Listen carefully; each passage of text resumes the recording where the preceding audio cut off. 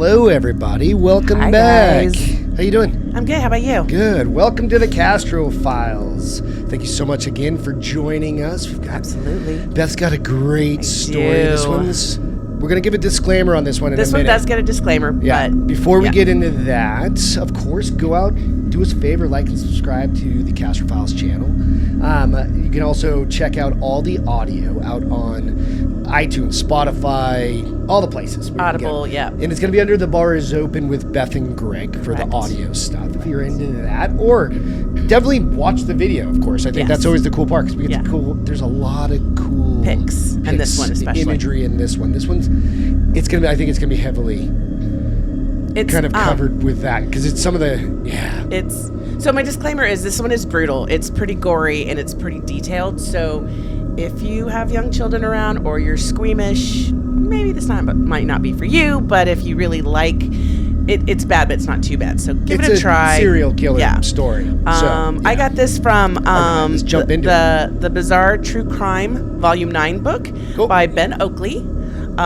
This is during wartime London, as the Germans' bombs were raining down, a serial killer was at work who brought a new kind of darkness to the cold and lonely streets of the British capital.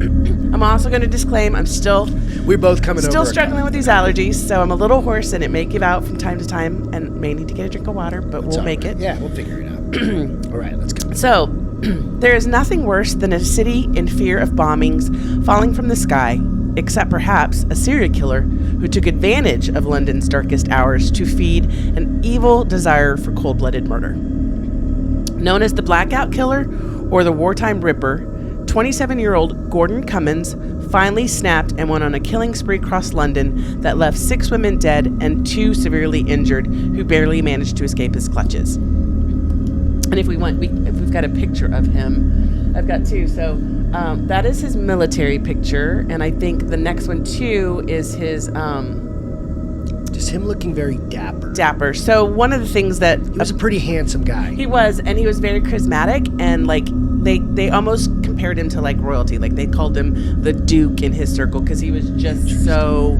he was a man of the people. People loved him. Gotcha.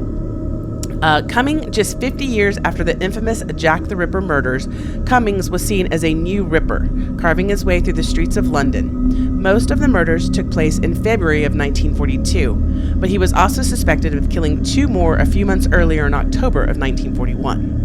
The air raids across Britain's major cities led to enforced blackout measures at night, blanketing the cities in darkness. It was under this cover of night that the Blackout Killer roamed the wartime streets seeking his innocent victims.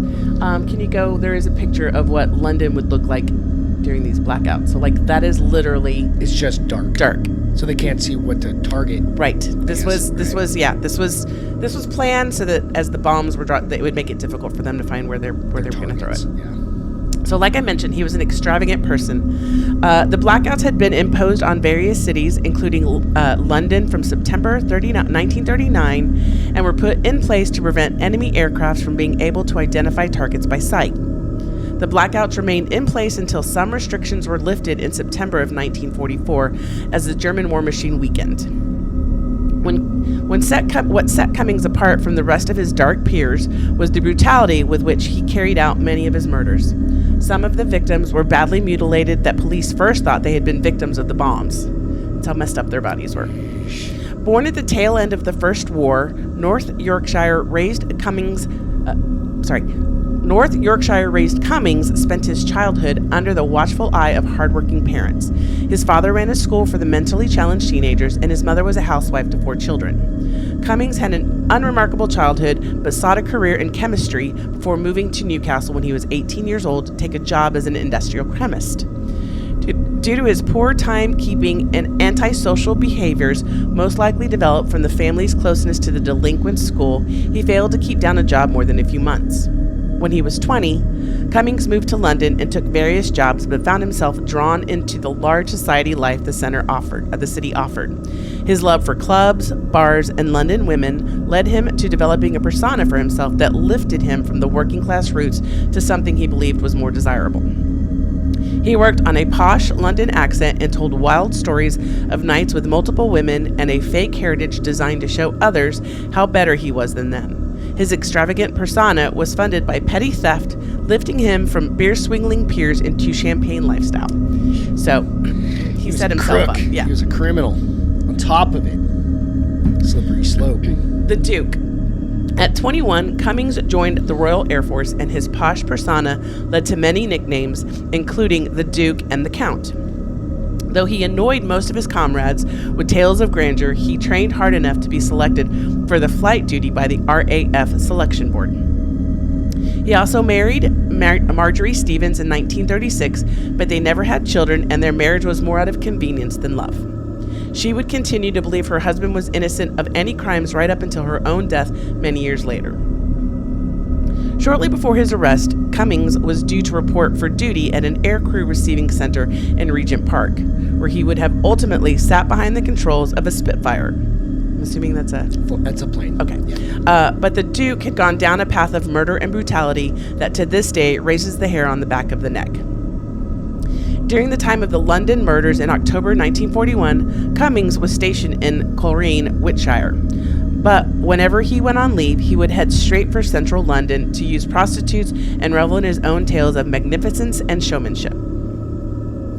On the morning of October 14th, 1941, following a bombing raid, workmen were searching through the rubble of a bombed house in Hampstead Road, closer to Regent Park, when they stumbled upon a body. It was not unusual to find bodies in London during the war, but there was something different about this one. On top of some debris was the nude body of 19-year-old secretary Maple Churchwood, but she didn't show any signs of having been hurt during the bombing. Unsure what they were looking at, the workmen called in the police, who confirmed that Maple had been strangled to death with her own knickers. Despite being found nude, she had not been sexually assaulted. Police learned that Maple commonly slept with British servicemen, sometimes for money and other times for fun. And I do have pictures of his victims, but we'll get to those in just a minute. But she had last been seen at a bar in nearby Camden the previous evening. 4 days later, on September 17th, 48-year-old Edith Humphreys was found by a friend lying in bed suffering from severe wounds. Wounds, thank you. She had been stabbed in the head, hit with a heavy object multiple times, and her throat had been cut.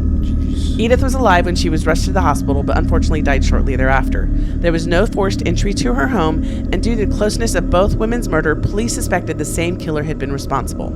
Edith, too, was seen at the Central London bar the night before her murder. So same bar. Okay.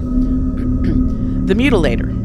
Due to the severity of the war over London, 2 murders were put on the back burner. So there were bigger things to have to deal with, like bombings. During the following 3 months, Cummings was stationed at RAF St. John Woods, commonly known as RAF Regent's Park, a perfect location for him to escalate his murders. On the 8th of February 1942, after a brief visit to his wife in nearby Southwark, Cummings headed out into war-torn London. A day later, another victim was found dead in an air raid shelter. 41-year-old pharmacist Evanlee Hamilton was last seen drinking wine, celebrating her 41st birthday at Marble Arch. As she walked back to her boarding house, Cummings befriended and lured her to the air raid shelter, where he became violent. He ripped off her clothes and manually strangled her to death. The autopsy showed that she tried to fight him, but was not sexually assaulted. Her body was found by an electrician the following morning. Police discovered her handbag had been stolen, which may have contained upwards of 80 pounds, which is worth 4,000 pounds today. Okay. They learned that she was leaving London for Lincolnshire the next day and was winding up her personal affairs. That same evening, on February 9th, 34-year-old married nightclub hostess and prostitute Evelyn Oatley was approached by Cummings as she waited outside a restaurant in Shaftesbury. Just before midnight, the pair was seen entering an apartment building at 153 Warden Street by another tenant. The same tenant heard Oatley's radio turned up loud after midnight as Cummings was killing her and mutilating her body. He beat and strangled her unto subconsciousness before cutting her from throat to ear. Then he stripped her and later fled on the bed with her hanging over the edge. Then, with a razor blade, a tin opener, and a piece of broken mirror, Cummings cut up her body before raping her with an electric torch and curling tongs, so basically a curling iron. Evidence found at the scene suggested he had used a total of 7 blades to slice her body, which was found the next morning by electric meter workers. So he's escalating. Dear God, yeah. Yeah, so... It's hard to say. It's one thing to strangle somebody. It's another level to do everything you just described. Chop them up and do other things. Yeah. So, the Whistler. Already tainted by the horrors of the war, police found fingerprints on the tin opener, the mirror, and the other items belonging to Oatley. But when they were checked, the fingerprints on the police database, there was no match, and for good reason. Cummins had never been arrested or convicted of a crime. Which just makes his sudden killing of women that much more strange. On the next day, on the 11th, a 43-year-old prostitute, Margaret Florence Lau, was murdered at her flat in Gosfield Street, Maryland-born. She had last been seen by a neighbor in the early hours of the morning, accompanied by a client. The same neighbor heard the client leave about an hour later, whistling away to himself as he had just had a night of fun. Lau's body would not be found until 2 days later, when her 15-year-old daughter, arrived home to find her body on a bloody bed. Her nude body had been positioned in such a way that she was on her back with her legs apart and knees bent forward or upward. She had been totally, brutally beaten to death and strangled with a silk stocking. And if police thought Oatley's murder was horrific, it was nothing compared to Lau's. Cummins had mutilated Lau's partly when she was alive, but mostly after she had died. He used a razor blade, a kitchen knife, a dinner knife, and a fire poker to stab and slice her body. All 4 weapons were left embedded in her body or nearby on the bed. Dear. So he's leaving his tools. Yeah. He's just finding shit around the house. He's making do with what he had. Good God. Her stomach had been sliced open with such severity that her organs were exposed, along with multiple lacerations and cuts to her groin. A large wax candle had also been inserted into her. This dude. Yeah. That the suspect walked away from the scene whistling happily sent chills down the investigator's spine. So the Whistler, remember she said she heard somebody leaving from that apartment, sounding like he just had the best night. So, unstoppable. Fingerprints were lifted and matched those of the Oatley crime scene. Autopsies confirmed that the suspect was left-handed, which Cummins was, but he was able to hide himself away in the arms of RAF Regent Park. One day after Lau's horrific death on the 12th of February, 25-year-old prostitute Catherine McCauley was attacked by Cummins in her own home after he had paid for her services. As McCauley stripped, Cummins attacked her and pushed her to the bed, attempting to strangle her. But McCauley was strong enough to fight him off and ran screaming from the flat. She later claimed that Cummins' eyes had changed from well-to-do gentleman to a monster within seconds. Cummins exited the flat and tried to give her more money, then fled before police arrived. It was perhaps a fortunate case of luck that Cummins had forgotten to put his RAF belt, which was found in her apartment. The same evening... He left his belt? Yeah. Okay. The same evening, Cummins hooked up with 32-year-old prostitute Doris, I'm not going to try her last name, who took him back to her flat in Bayswater. She had referred to Cummins as a client she called the Captain. The following day, this woman's husband, with the help of a friend who was a police officer, broke down her bedroom door and discovered her nude body on the bed she used to entertain clients. The same brutality had been inflicted on her. She had been strangled with silk stockings, her jaw had been broken due to the savagery of the attack, and her body had been mutilated with various sharp instruments, including a razor blade and multiple knives. Some of the flesh under her breast had been carved off. Again, fingerprints taken from the scene matched those of the other murderers, but police were already closing in due to Cummins having left the RAF belt at the McCauley flat. So, it's starting to get sloppy. So we're at like 7? I think it was said 6 total. 6? Okay. I'm like... There are 8, but some survived. Okay. 2 survived. Prelude to an end. The press initially gave little service to the story of the murderer, but with the killings so close together, Cummins was referred to as the Blackout Killer, and the following day made headlines across the country. Even with police investigating him and the press writing about the murders, for some reason only known to Cummings, he just couldn't stop killing. And less than a day after murdering the previous young lady, he attacked another woman. On the 13th, Cummins lured Margaret Haywood to join him for a drink in a bar in Piccadilly. When they left the bar, he attempted to forcibly direct Haywood to a nearby air raid shelter, but she tried to fight him off. Cummins then pushed her into a doorway and strangled her into unconsciousness. The attack was stopped when a passing beer bottle delivery man spotted Cummins rifling through her handbag. The delivery man came to the rescue, forcing Cummins to flee, and in so doing, he left now behind his RAF gas mask and rucksack in the doorway. To cover himself later, Cummins stole another serviceman's gas mask and rucksack. And there is a picture of that. If you want to go through a couple of pictures of the ladies coming up as well. So these are just examples of some of the women. So that one is the one that sometimes got paid for sex and sometimes had sex for fun. The other one, I think that was the previous one. She was a little bit older. She was the secretary, the 49-year-old. Okay. And this is the young lady that was leaving to go be a pharmacist somewhere. Okay. But that is his gas mask and rucksack. And that is how ultimately... So they had serial numbers on these things. That is how ultimately they tracked him down. To it, yeah. That's awesome. It's weird. It's creepy. Right? Fortunately, Haywood survived the attack and would later be able to identify Cummins. When police got hold of the gas mask and the rucksack, they contacted the local RAF base, who ultimately led them to Cummins due to the issue number on the military gear.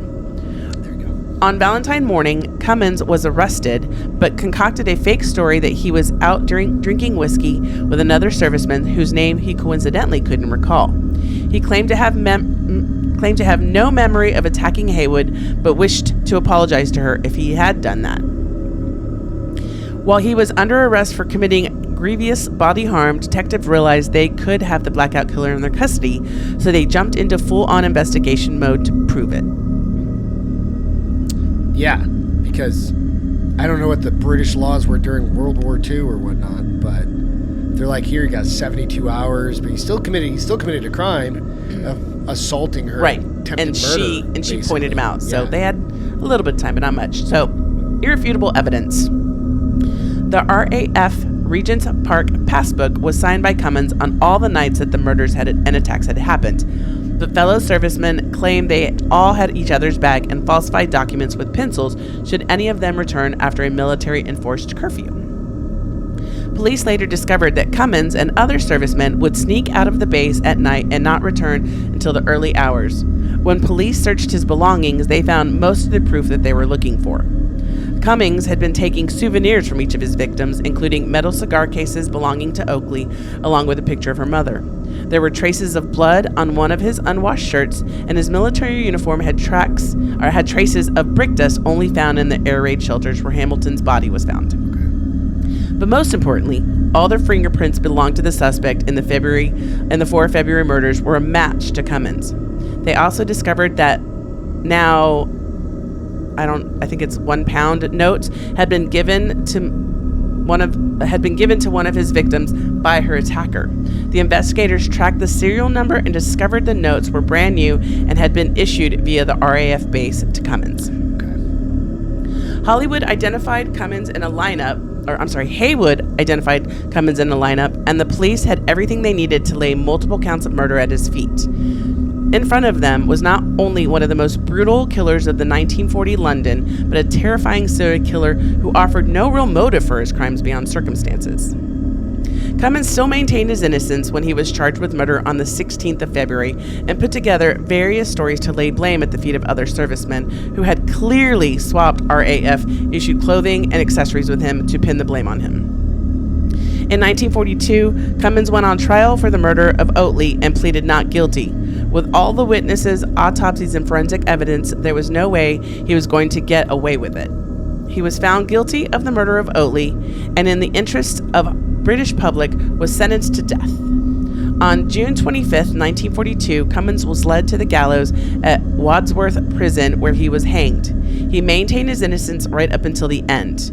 He was eventually linked with other murders he was eventually linked with the other murders, the 2 that happened in October of 1941 and 3 in February of 1942. Jeez. So he'd started before this. That he was already sentenced to death meant that any other convictions would not have changed the outcome, or the ultimate outcome. He remains one of British's most curious and brutal serial killers, having claimed one more victim than Jack the Ripper, bringing darkness to a city where there were already horrors at every turn. Yeah. I know. Like, just knowing that, yeah, so kind of taking advantage. Yeah, we can go through some of the other photos. But taking advantage. So those are the investigators. Okay. And ultimately, go ahead.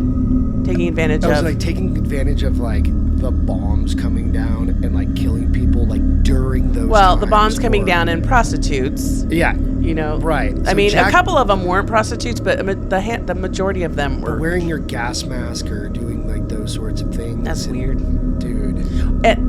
He started getting sloppy. Like, he probably wasn't taking those things before, and now he was taking them, and he was just doing it he'd whenever. get in a rush, and he'd have to leave. Get out of work, yeah. Like, I'm going to go murder somebody. I'm going to go find somebody.